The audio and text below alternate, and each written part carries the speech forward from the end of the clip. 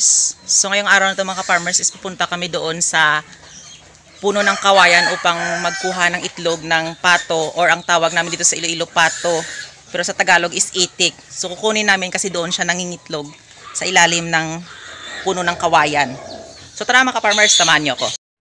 So ayan mga ka-farmers, hindi pa na ayos yung screen na yan mga ka-farmers doon sa ilalim kasi busy pa ngayon ako at saka maraming trabaho at saka nanganak yung alaga naming baboy. So ayan mga ka-farmers, napabayaan ko na yung mga alagang itik at hindi ko na malaya nangingitlog na pala sila doon sa kabilang bakod.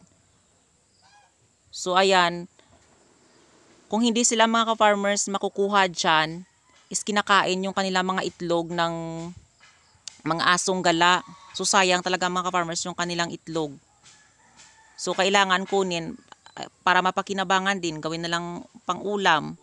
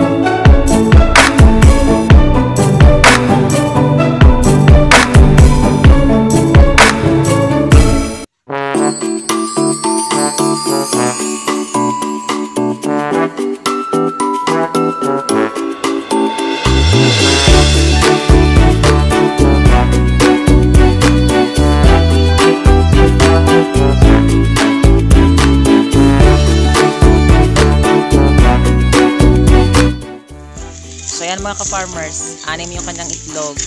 So 60 pesos ito mga ka-farmers kapag bumili ka. Nag-iisa nito is 10 pesos. Maraming salamat sa walang sawang pagsusupport at panonood sa aking YouTube channel.